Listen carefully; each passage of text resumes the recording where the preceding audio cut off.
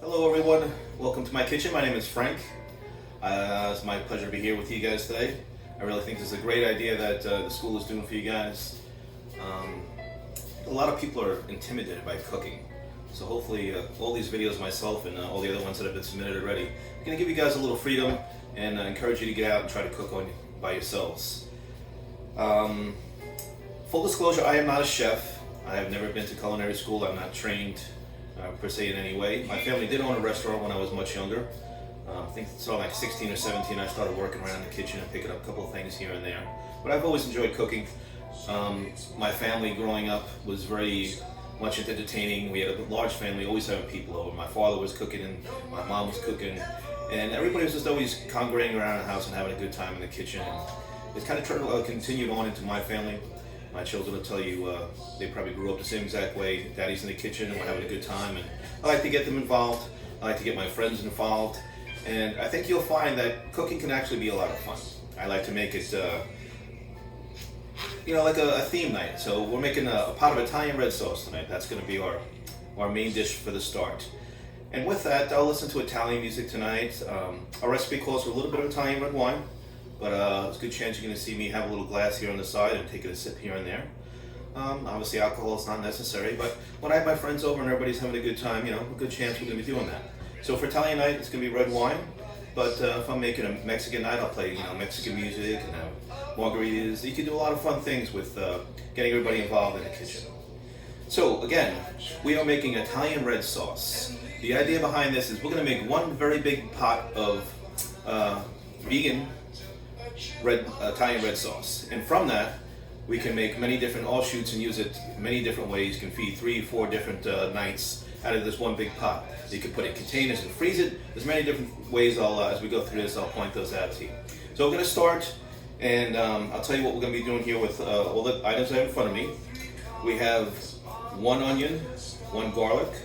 I like to use fresh herbs, so we have organic oregano, organic basil. And this is, I call it Italian parsley. It's also known as flat leaf parsley. I do have some grated cheese. Vegans, don't fret. This is for the second part of our meal. I'm going to be showing everybody how to make fresh meatballs, homemade meatballs. So that is for that. Once again, sauce is going to be vegan friendly. We have extra virgin olive oil.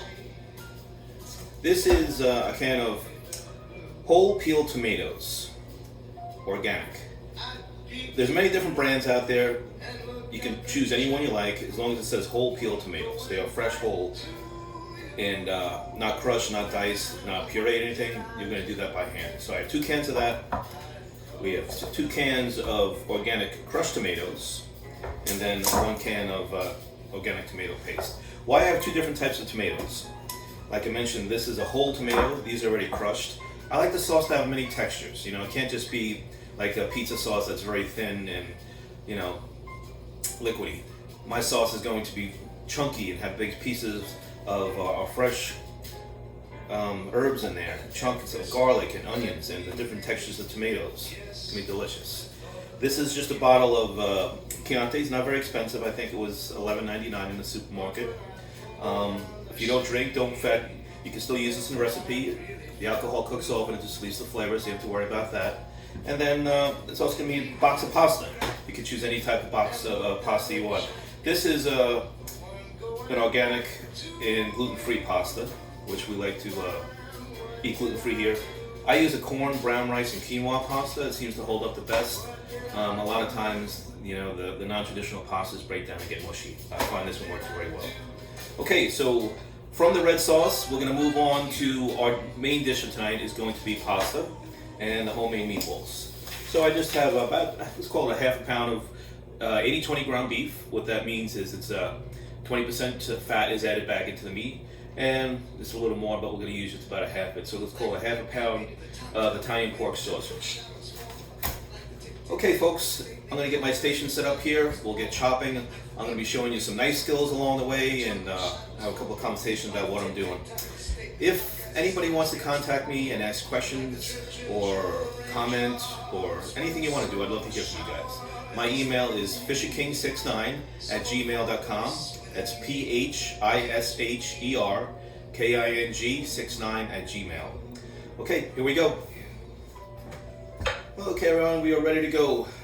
I'm going to start with cutting, so we'll talk about knife skills real quick. This is just a chef's knife. It's got a pretty flat bottom down here, and then just a little arc. Makes it very nice for chopping. The thing about knife skills is just to go as fast as you can. You'll see plenty of people on TVs, going blah, blah, blah, 1, 2, 3, chopping things up. There's no need for that. Take your time. So only go as fast as you can do it. As you improve, you might get a little faster, but it's really not a race or anything. Most important thing is not to hurt yourself. Keeping your fingers curled. You can see the way my fingers are curled there, my fingers here. If you keep your fingers curled when you're chopping things, you'll never chop the tops of your fingers off. So that is one important thing to remember. Always keep those fingers curled and tucked underneath. So I'll go ahead and show you, we'll start with this onion. We got a little top part here, like the onion head, and then the rooty part at the bottom. We're going to run a knife completely down like that. I'm only going to use a half of the onion for now, so do that. I'm going to things to start peeling off, you just pull them off, put them aside. Take the top and the bottom off, and then you can take the first layer, kind of peels off very easily like that, and it leaves just a nice piece of the onion. And you can discard those pieces to the side. I learned this trick a while ago, and the first time I saw it, I was just totally amazed, because I was chopping onions the wrong way for so long, and it's just so much easier and cooler to do it this way. So I'll try to turn sideways here. The cut pieces are at the top and the bottom. The onion is flat, keeping your fingers curled. You want to go just about 3/4 of the way through the onion, but all the way down to the chopping board. And then we're just moving over about 1/4 inch at a time. Straight through, all the way to the bottom. Again, take your time.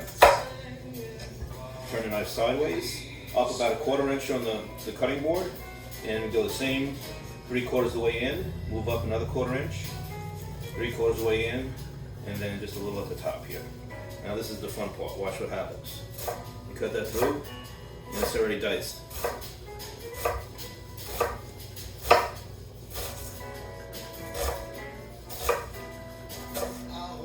See that? Look at that.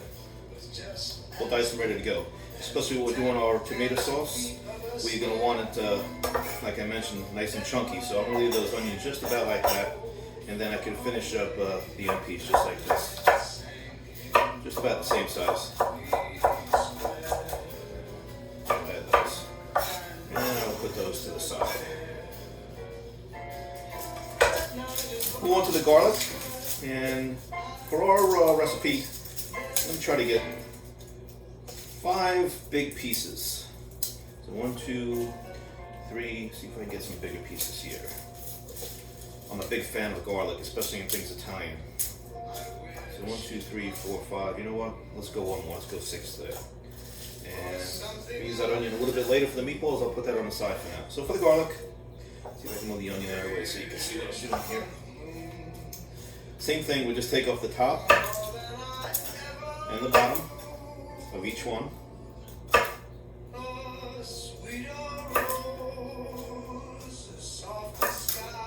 Wow, that onion is strong. It's making it feel a little bit. I know there is a trick, supposedly, of how to cut onions without thyme. And I think I may have known it one time. I don't remember anymore. If anybody knows that trick and would like to share with me, I'd appreciate it. And the 6th one. Alright, put that to the side. What I do is take the knife flat, use the palm of your hand, and just squish those down like that. I am not going to fine dice this part of the garlic. When I get to the meatballs, I will. But for the sauce, I really like nice big chunks, as I said. And that goes to the garlic too. And then once you get those, you can just pull off. They should just peel off nice and easy. And discard those to the side. Keep the big pieces. The husk can all go to the side. Perfect. Alright.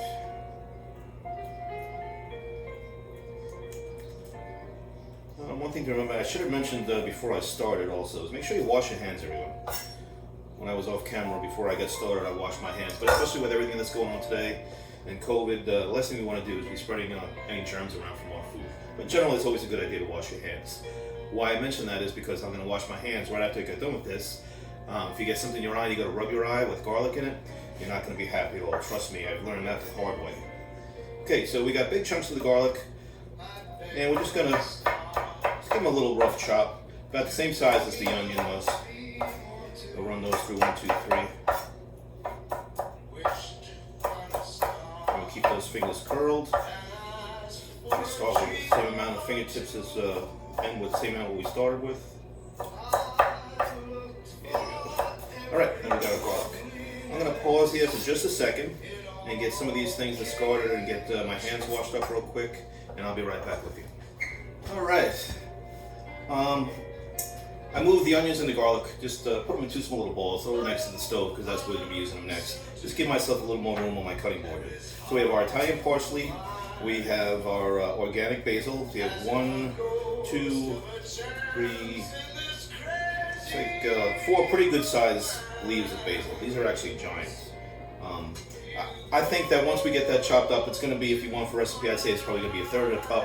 We're going to look for about 1/2 cup of the chopped Italian parsley. This is our organic fresh basil, and I'd say that's probably going to be more like 2 tablespoons of fresh basil. So here we go. For the Italian parsley, I just take my knife very slowly. Really just want the leaf. So I kind of drag it over the top like this, and it seems like it takes the leaf off and leaves some of the stem behind. And then if you do get one in there, you can just pull it up, pick the leaves off, and put the stem to the side. Save you a little hassle on the chopping part. So let's just try to get most of the leaves in there. That looks about right. Alright, so we'll go through real quick. Just pull the stems out. I think the stems tend to be a little bitter. I really just want the nice flavor of the fresh herb. And it doesn't take much to go through and just clean out the stems real quick. And if you do get a couple pieces here or there, no big deal. I mean, you don't have to be super anal about getting everyone out. So, we'll chop this up real quick. The way I like to do it is use my fingers flat on the knife like this, and just up and down, very slowly like that. And then I turn just like this, like that, and then back the other way. And then I just bring that back in, and we'll do that one more time. Don't need it super fine. It's going to cook down in our sauce, and really just want it for our delicious flavors of our fresh herbs. Okay, so we got the Italian parsley. We'll put that there. Let's see about how much. I think I should be pretty close. Should be just about 1/2 cup. All right, we got a bowl sitting here. I'll put that in there. Make a little room.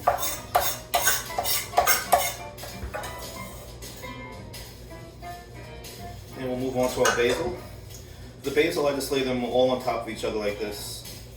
I try to roll it up, kind of like a cigarette. And then I just do those just like that. Just about 1/8 of an inch into, I think they call this like julienne style. These long slices like that. And then I'll turn it sideways and get through it one more time. And I'll leave that just about that size. So let's see. Okay, I was pretty close. Just about 1/3 of a cup, a little less. And I'll add that into the Italian parsley. And then for our fresh oregano. If you take a stalk oregano like this, then you can just pull down from the top to the bottom. And you'll see it just comes right off very easily. And you can just guard the stem. Get those done right there.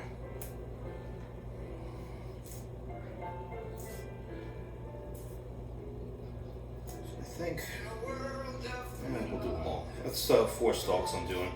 It might be a little more than 2 tablespoons. We'll see what happens once we get it diced up. And we'll do that the same way as we did the Italian parsley. Not flat, fingers there, very slowly.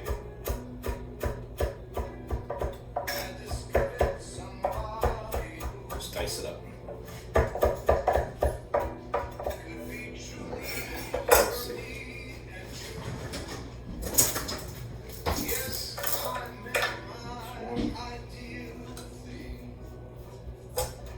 That's pretty close. Just about 2 tablespoons, maybe a hair more. But that's the thing about recipes. You know, you don't have to be as precise. I always thought they're more like guidelines. You know, there's a lot of things that it calls something if I don't have it, I can substitute, or some things I just don't like to use for flavor profiles. But you know, experiment. Don't be afraid. If you don't have something, go without it or add something else. It's no big deal. Okay, so I like to use the fresh herbs, as I mentioned. If you don't have them, or you want to save a couple of bucks, this is just McCormick dried Italian seasoning. You could put, let's call it 3 tablespoons of that in there instead if you want. Okay, so we got our stuff chopped. We're gonna move over to the stove, start adding our ingredients, and we'll get the sauce underway. Okay, everybody, we're over at the stove. We have our large sauce pot. I think that's a 3-quart sauce pot. Don't hold me to that, but as you can see, it's a good size. I've opened all the cans, everything ready to go. Our tomato paste, our whole peel tomatoes, and our crushed tomatoes. We have our onions, our garlic, and our mixed herbs. So we also have our Chianti red wine and our extra virgin olive oil. Olive oil goes in the bottom of the pot. Not a whole bunch, just enough to coat it. I'll show you what that looks like on the inside there. Okay, we're going to saute our onions and garlic in there. So we just need enough just to coat the bottom. And then we get that in there. I use a gas stove. I prefer to use gas. If you use an electric, it's a little bit different to get the temperatures, but basically just a medium high. And we'll get that heating up a little bit. When you're cooking onions and garlic, you can't cook them at the same time. Onions take a little bit of a longer time to cook. You can see they're white, and once they're ready, you'll see they turn a little like a translucent. The garlic, if you put it at the same time, it's going to burn. So we're going to get this about 3/4 way done, and then we'll just get the garlic in there to finish off. So I'm going to go ahead and add my onions into the pot.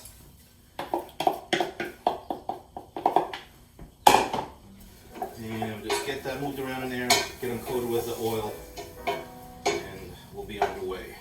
Okay, so this has been on for just about, say, about 2.5 minutes. The onions are now just starting to turn a little translucent instead of that bright white. See, they got a little bit of sheen to them. So that's about 3/4 way done. I'm going to go ahead and add the garlic at this point. Get that mixed around the same way, just coat it with a little bit of oil that's already in the pan. And then it's starting to smell good already. We'll get those coat up to the onions. Should be just about another 2 minutes before that's ready. Okay, we got our onions and our garlic in the pan. Every 30 seconds or so, I'm just moving around a little bit. And this is more for the benefit of the onions than the garlic. Like I mentioned, the garlic can burn very easily, so I like to keep them moving. Once that garlic burns, it's going to add a very bitter taste. And certainly not what we want in our sauce. So just every 30 seconds, though, just give that a little stir. All right, everybody. It's just been just about 5 minutes. It's really starting to smell good. The smell of the garlicky onions just filled up the whole kitchen. If your friends and family aren't hungry yet, when they smell this, forget about it. They're going to be wanting to walk around and see what's going on here. It's smelling so good. So it's time to add our tomatoes. So I'm going to start with the whole peeled. What I want to do is just pour the sauce out of there, just right into the pan. The reason why I'm doing that, it's going to take a couple of minutes to get this all broken up and crushed into the pot. So I wanted to slow down the cooking of the onions and the garlic real quick. So if I get that in there, that's going to bring the temperature down real quick, and we don't have to worry about that garlic burning. Add that right in there. Give it a quick stir. You can hear the sizzling stopped. And now we can take our time getting the tomatoes in. Okay, so back to the whole peel tomatoes. Here is one of the tomatoes. Okay, and just take it in your hand. Now they tend to be a little squirty, so do it very slowly, but just break it with your hand right into the pot.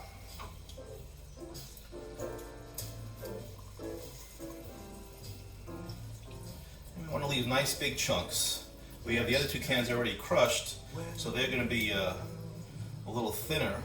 This is going to be the part of the sauce that I really like when it's got the big chunks of tomato in there.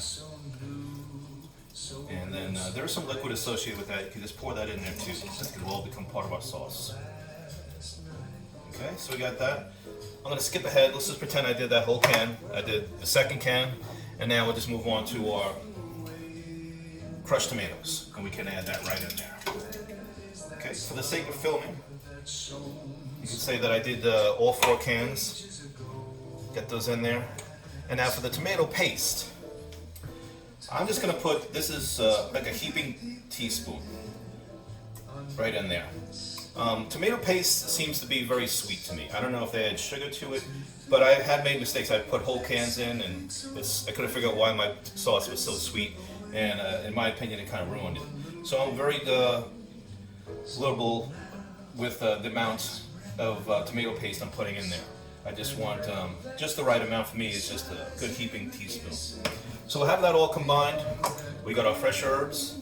They're going to go into the pot now, get that stirred around. And then we're just going to bring it up to a high heat and let it start to boil. Okay, so we have our ingredients in the pot now. I stirred it around a little bit, and just the way it is, it looks gorgeous. Not even cooked yet. It's just got that bright red, nice onions and garlic in there, showing up big chunks of that, and of course the green of our fresh herbs. I'm going to go ahead and add the wine in at this point. Normally I dump it in there, but for people that are writing these down for recipes, I'm going to say it's probably about 3/4 of a cup of red wine. Just dump that in there. We'll let that, let's add a little to my glass while we're at it. There we go. We'll give that a quick stir. Let that join into all the other goodness in there. We also have crushed red pepper. I'm going to add about a tablespoon of that. I like it a little on the spicy side, so maybe just a teaspoon for everyone else. Fresh grated black pepper. I would say probably about a tablespoon of that. And then some regular, I use pink Himalayan salt, but any salt you have is fine. And let's call that I guess maybe a teaspoon. Salt I like to be very easy with. You know, that's something you can always add at the table after it's cooked, and you know, I've been accused of using too much salt, so I've learned over the years to kind of use less. And then if it is needing a little salt, there's nothing wrong with adding it at the table. To correct myself, I made a faux pas when I was discussing the tomato paste. I guess I have a hard time saying conservative, but what I meant to say is conservatively put the tomato paste in. I said liberal, but we're not going to get political. So conservatively put a heaping teaspoon of tomato paste in. Okay, so there we are. I'm going to give you guys a peek, see what's going on in here. I'll move the camera around. But right now, we got it up still medium high. I'm going to just stand here for about, it should take, I don't know, maybe 3-4 minutes, 5 minutes to get up to when you start to see it boil a little bit. You don't have to stir it the whole time. Just, I don't know, maybe every 30 seconds, give it a little stir around. So I'm going to move the camera around, let you guys get a peek and see what it's looking like in there. Smelling great, looking great, we're on our way. Sauce is looking good, as you can see. It's nice and chunky. We got our whole peeled tomatoes in there, our nice herbs. You can see the chunks of garlic and onion. We're really off to a good start. Okay, so we're going to hang loose here for a couple minutes, let that start to bubble up a little bit, stirring it once in a while, and then once it does start to bubble, we're just going to turn it down to a simmer, and it's going to sit like that for, I don't know, maybe 2.5, 3 hours. When it comes to sauce for me, I've always found that the longer it cooks and simmers, the better it gets. I think even it's better the next day after you reheat it on the stove. But for our person dinner tonight, you guys don't want to spend hours and hours and hours cooking. I think 2.5, 3 hours should do it. Okay, here we go. That happened fairly quickly. Like I said, it was probably just about 4 minutes, and it's starting to bubble up already. So I'm just going to let it sit for maybe 1 more minute, really get it moving around, and then I will turn the heat down to simmer, low, whatever your stove setting says, and we'll just let it sit and do its thing. While it's simmering, like I mentioned earlier, you guys can go take a walk, work on a paper, do whatever you're going to do. As long as you come by maybe every 30, 45 minutes, you know, this is a job, you know, if you're busy, if there's another person, a suite mate or a roommate in the house, just ask them, hey, if you pass the sauce, give it a little stir for me, will you please? And you can see it's just starting to bubble. Okay, so I'm going to go ahead and turn our heat down to the simmer. I'm going to give it one last good stir here. And now that is underway. That's just going to all combine. The tomatoes are going to break down. All the herbs and the flavors of the onions and the garlic is going to combine.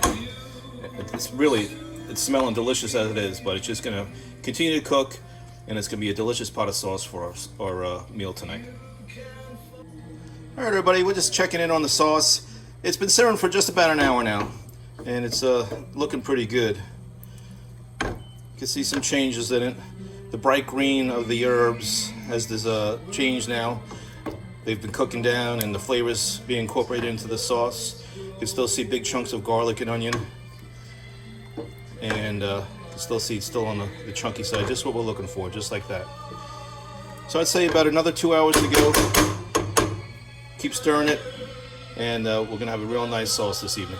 Everybody, it's been about 2 hours. Our sauce has been sitting on the stove, simmering nice and slowly, and smelling great. You can see it's got, like I mentioned earlier, we like a nice thick tomato sauce, not like a pizza sauce. You want it to have a little bit of chunks of that goodness, tomatoes and onions and the garlic. You can see all the herbs are all coming together in there nicely, and it's pretty much ready at this point. You know, depending on what time you want to eat, you can still let it simmer a little bit more. But at this point, I'm going to get ready to transferring this into 2 different containers. I'm going to let it cool down, and it'll be used later on. As I mentioned, we could freeze it, and you know, you can save it for 2 or 3, 4 days in the refrigerator, probably pretty safely, if you wanted to use it later in the week. And I'm going to head and move on to the next step for tonight's dinner, which is going to be the meatballs, sausage, and pasta and garlic bread. And I'll show you how we're going to make that, and I'll be back in just a little bit. Okay, so our ingredients, once again, we have the 80-20 ground beef, 20% ground fat and 80% beef. Spicy Italian sausage, about a half pound of that. We have, I'd say, about a third of a cup of the grated Parmesan Reggiano cheese. We have a very fine chopped garlic. I showed you guys how to rough chop real quick, just to fine chop it. Just continue on. I showed you how to do that. Just get it much finer. When we're cooking the meatballs, we don't want big giant chunks of garlic, so just more of a fine chop. Same thing with our tablespoon of fresh basil and our fresh oregano. And this is our flat leaf Italian parsley. I'm just going to show you. I left this one at the end here. Even though we went through some of the chopping skills already, I'll show you how to do a fine chop. Basically, it's just you continue on doing it until it's very fine. So we got our knife down.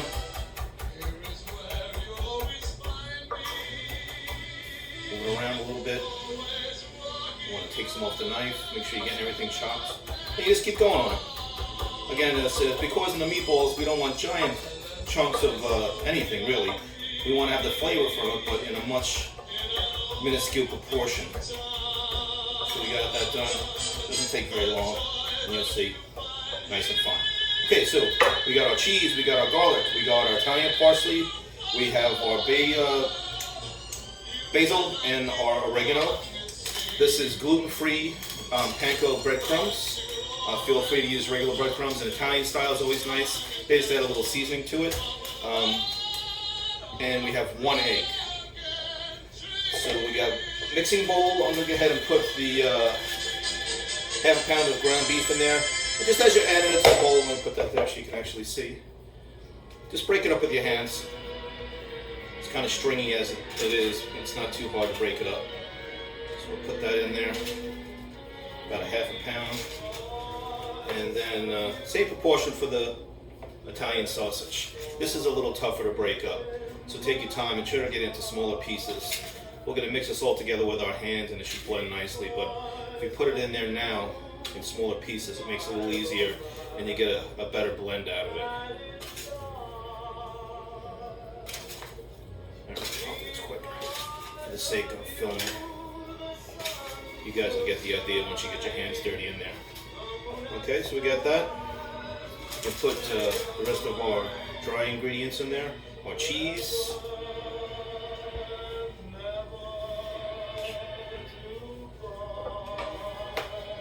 And then our fresh seasonings, herbs.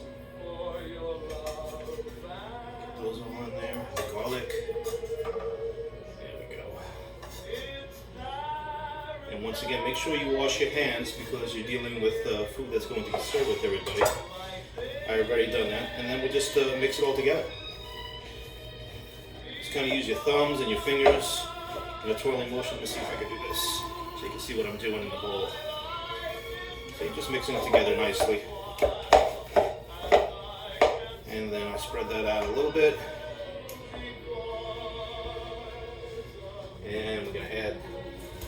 Black pepper, I'd say about a tablespoon of black pepper. To your liking.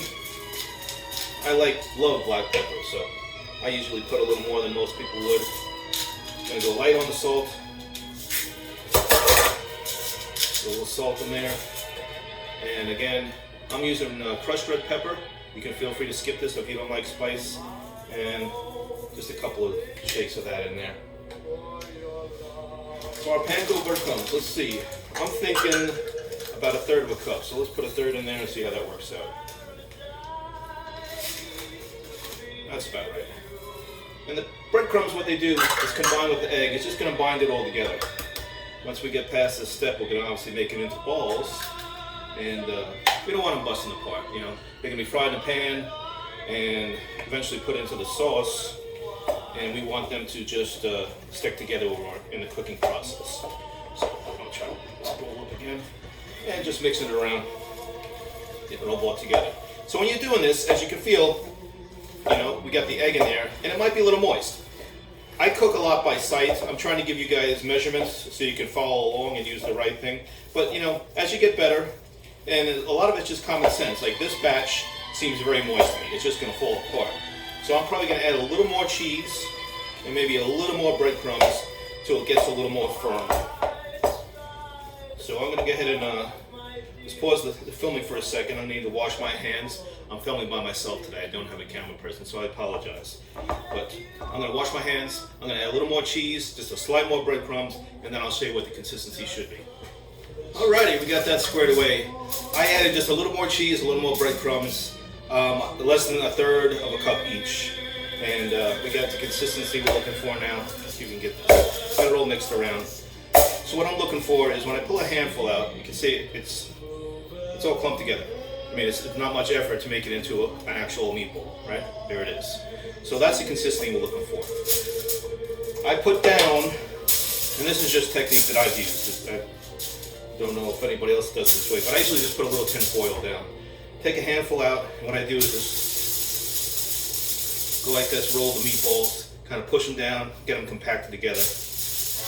The size is up to you. I like a nice sized meatball. That's a pretty good sized meatball. But you can make them smaller, whatever way you want to make them. We'll make them maybe a couple of different ones. So just kind of compact. It's like making a snowball. Anybody that's growing up around snow, I'm sure you've had a couple of snowball fights in your day. Just compact it the same way. I roll it around on the foil. That stops it from sticking. The same thing with the cutting board. I don't want to get raw meats onto my wood. It's going to get sucked in, and that could be a hazard. So just roll it around on the tin foil, and there we go. A couple different sizes. Got big ones, small ones. That's all there is to it. So I'm going to go through this whole batch of meat here, making our meatballs. Just put them on a plate on the side, and then we're going to move on a little bit, and I'll show you how to fry them up and what we're going to do to combine that for our dinner this evening. So that's about it. We got our sauce cooking. I've stirred it a couple times while it's sitting on the stove. Still listening to our music. I got a little wine going. I am by myself today, but I'm still having an awful good time. It would be great if I had some companions here to enjoy it with me, but I'm having fun. If you're liking the music, this is Tony Bennett. He is a New Yorker, Italian descent. You may have heard of him. He's that old New York Italian guy that sings with Lady Gaga. Maybe not from that. But Tony's singing. I'm drinking a little wine, making some delicious food for you guys. I hope you're enjoying. All right, as mentioned, we got our frying pan, just a little bit of olive oil, so it's heating up on the medium heat. We're going to add our meatballs and our sauce each into the pan. We're just looking to brown these meatballs. Not really much to it. I have a pair of tongs I like to cook with. Tongs are a great utensil. If you don't have some for the kitchen, you should really get some. They are very easy to cook with and almost a necessity. So that's it. We got the pan full with our meatballs and sausage. Got to get those sauteing up a little bit. I also have a pot of water going here on the stove, as you can see. A pot of water going on the stove here. That is for the pasta. It's just water, just a splash of olive oil, and about a tablespoon of salt. The oil is to keep the pasta from sticking together once you take it out and put it into your colander or whatever you use to drain the pasta. And the salt just adds a little bit of flavor. As the pasta's cooking, it's actually taking a little bit of that salt flavor. And we also have our pot of sauce, still simmering on the stove here. Once our meatballs and sausage are cooked, we're gonna add them right into that sauce, and they're gonna finish cooking right in there.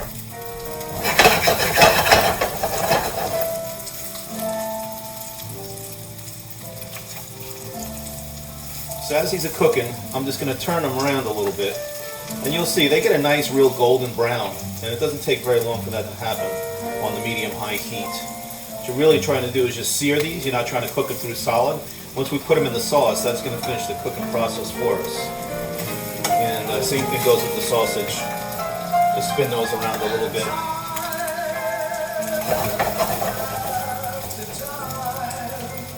Let me get you a peek in here so you can see what's happening. There we go. You see they're starting to brown up nicely. So that's it. That should take just about 4 or 5 minutes. And once they're done, we'll throw them into the sauce. Want it to be nice and browned as evenly as possible.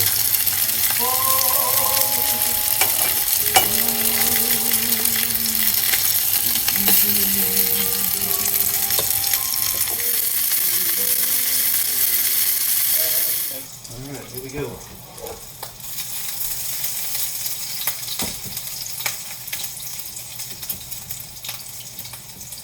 Hope I left enough room. Use a little bit more room in this saucepan, but I think we'll just have enough to squeeze in there. I can see this one just starting to break up a little bit, so that one was cooked just a little bit too much, but it'll be okay. If it does break apart, at least it'll be in the sauce, and just going to add all the goodness right in there. Just going to add to it.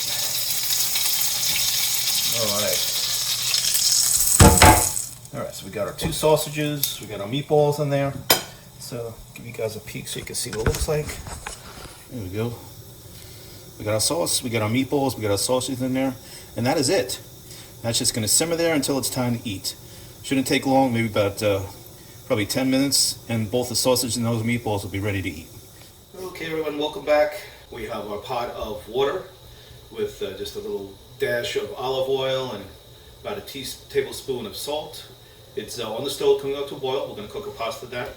In the meantime, we're going to keep on going here with making our garlic bread. So we got obviously 1 loaf of Italian or French style bread. We have California style garlic salt. It's just a coarse ground garlic salt with parsley added. Some shredded mozzarella cheese. The same grated Parmigiano Reggiano we've been using earlier. And this is just a stick of butter I've taken out about 2 hours ago from the fridge, and let's let it get soft. You can see it's nice and soft. Just makes it a little easy to spread. We do have the opportunity to keep this vegan for our vegan friends. A lot of times what I'll do is cut this in half, and I'll make half for the way I like it, and I will make half for my daughter who's a vegan, and she appreciates that. So what we normally do is just use the Earth Balance organic, vegan-friendly butter spread, whatever you'd like to call it. So we'll just put some on, and I'm going to make this one the non-vegan type, but it's not too hard to figure out. Just substitute the vegan spread for the butter and leave the cheeses off, and you are good to go. Okay, garlic bread, very easy. I won't cook it for 2 tonight, so I cut a small piece of the bread from the big loaf, and then cut it in half down the middle, and we got 2 halves this way. Just a little bit of tin foil on a baking sheet. We have our pre-softened butter, and I usually get in trouble from my family because I put too much on, but I love garlic bread, and I love buttery garlic bread, so you can use as much butter as you want. You can probably even make it without butter if you want. If you just want to put the bread in the oven and enjoy it that way, you can certainly do that. But as you can see, I am literally putting on this butter to both sides, just spreading it around. It is very easy to make it this way. When the butter is soft, it spreads very easily, and it's very quick to make. So that's it. We got our pieces buttered. We're going to take our garlic salt. You can see how much I'm putting on there. Not a whole bunch. It is a little bit salty. We're going to hit it with a little of that. This is the grated Parmesan. Just a very little bit of that. Don't really need a whole bunch. And then I'm only going to make one side with mozzarella tonight. Not everybody likes it, so I usually do a half and half. So just some grated mozzarella on one side. And that is it. We're going to put this in the oven at a bake at 375. It does not take very long at all. You want to stay close by because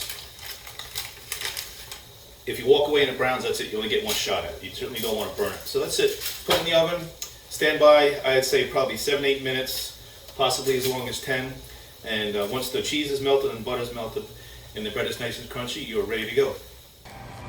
We have our garlic bread's been in the oven now at 375 for just a couple of minutes. You can see it's starting to get a little brown and crunchy. Once it looks like this, you can see the back one is the one with the mozzarella. That's just starting to melt a little bit. What I do is switch from bake to broil. If you're not aware of what bake is the whole oven is surrounded by a constant temperature, which you select. We use in 375. Broil is strictly when the heat comes from above. See if I can bend down there. You see those metal grates? Those are the broil sections of the oven. So they're going to get bright red, and they're going to cook strictly from the top. And it's going to crisp up the cheese and get the top of that all melted up nicely. And that should take just probably about a minute or two. This is the point where you do not want to walk away. This happens very quickly, so you need to stand next to the oven. It's actually okay to even leave the door just slightly ajar like this. You can see how I have it, so you can peek in there. And broil, it doesn't make a difference. It's just direct heat from the top, so it's not going to make a difference to the temperature. So I normally just stand here and watch it. All right, it is ready now. You can see that cheese is melted, nice and crispy brown. I'm going to shut that off. We're going to pull the bread out. We're ready to cut it up, plate up our pasta, put our sauce and meatballs and sausage on, and we are ready to eat. Back at the stove, you can see our water is boiling, and you can see that we are still simmering our meatball sausage and the sauce. In goes the pasta. We got the 1 pound of fusilli. You can see it's just like a squiggly type pasta. It's nice. We'll put that right into the water. Put the whole bag in to make the whole pound. And we'll take a spoon. You want to stir it as soon as you put it in the water. Gets it moving around. Takes a minute or two for the water to get back up to the boil. It's at temperature. It just doesn't look like it's boiling. But you want to move it around. Let the oily water coat the pasta. And you don't want it to stick to the bottom of the pot. That's basically what the point is here. So I normally just get it moved around a little bit like a whirlpool. Get it all moving and then let it sit. Another minute or two, come back, check on it, and give it another stir. Make sure it's not stuck to the bottom. Pasta is all cooked different times, depending on what it is. A thin angel hair pasta cooks very quickly. Something like this is a medium time. I would say probably 7-8 minutes to cook this. I'll show you how to test it. And something like a penne or a rigatoni might even be a little longer than that. But it's very easy to determine when your pasta is cooked, and I will show you that when this is ready. All right, everyone.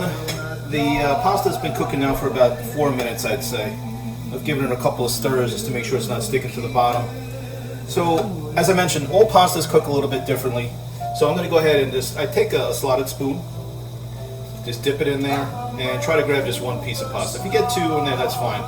And I have a plate sitting here. I'm just going to dump it onto the plate, and then give it just a second to cool off. You can blow on it. My hands are kind of used to it, so let's see if I can adjust this a little bit. No, here. So the color of the pasta you can see once you get a little more experienced. When it goes in, it's very yellow. As it cooks, it becomes lighter. So I can tell generally just by stirring the pot and looking at the pasta itself to see if it's done. This is still pretty yellow to me. So I know I can feel it. It's also very dense. So I know it's not ready. But what I normally do, if I'm not exactly sure, is take a bite of it. You don't have to eat it, just bite into it. And then if you look, you can see the whiteness in the middle of the pasta. Can you see this area right here? See how it's still white? That's obviously still raw. That's no good. So you could just put that on the side and come back in a couple more minutes and try it again. While we're waiting for that, a good point to make in the kitchen is to clean as you go. Especially when you're cooking with sauces and stuff like that. This is going to bubble up, it's going to spray, it's going to get over the stove, the backsplash area. If you clean as you go, it makes it much easier. The sauce dries and it gets harder to clean up. And it's also a big meal. You're going to sit down, you're going to have fun with your friends, enjoy it. The last thing you want to do is get up after dinner and have a big kitchen full of dishes and pots and pans. So if you get in the habit of cleaning as you go, it's much easier, it's much nicer when dinner is over that you don't have a big messy kitchen to take care of when you're done. So take that tip, and I try to practice as much as you can. So we're still waiting for the pasta to cook. You can see it's still in the pot there roiling away. Just want to give you a peek at what's going on here with the meatballs and sausage. So just simmering. It's not really, I mean, it's pretty warm, and as you can see, it's still very, very hot. But here's the sausage, right? They're in there cooking away. Here's one of the meatballs looking pretty good, right? So they were probably, go ahead and make a pretty informed guess that they're both done right now. But we're still waiting for our pasta to cook. We haven't even finished up our garlic bread. But letting them sit there is not going to do any harm. Just want to give you guys a peek, see what it looks like in the sauce. They're all sitting there looking pretty yummy. Hope everybody's getting hungry looking at this. Right, pasta should be done now. It's been about, I'd say, 7 minutes. I'm going to pull one out like we did earlier. Just pop it here. Blow it in real quick just to make it a little easier to hold on to. And I can feel already, just the texture feeling it. It's kind of like a spongy feel. And I'm going to take a bite. Look at the inside. You can see, you don't see any more white anymore. That's perfect. This is what I call al dente. It is just past that white crunchy taste. It's still very firm, and that's the way, the proper way they say is to serve pasta, but it's also the way I like it. So I'm going to go ahead and pull this off the stove. We'll get it into colander and take it from there. All right, so I just poured the pasta out of the pot. I have it in our colander here, and this is cold water. I want to cool it down right away, because if you don't, the pastas continue to cook and end up being mushy. And I don't know about you, I don't really care for mushy pasta. So I'm trying to cool it down as quick as I can. And this also rinses off some of the starch, and that'll help it from not sticking together.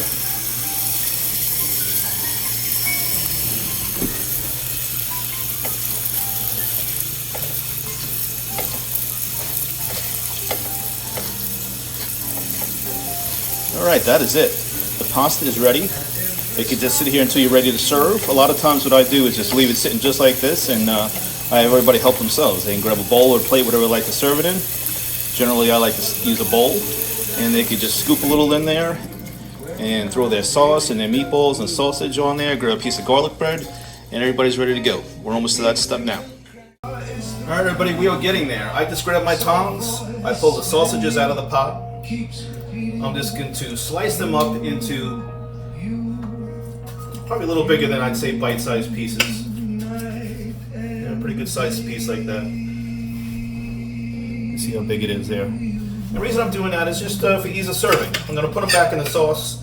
So people grab their plate and the pasta on it. They come over to the pot of sauce, dig out their meatballs and their sausage. It's just a lot easier if it's already cut up in there for them, instead of having to dig out whole big sausages and try to break a piece off.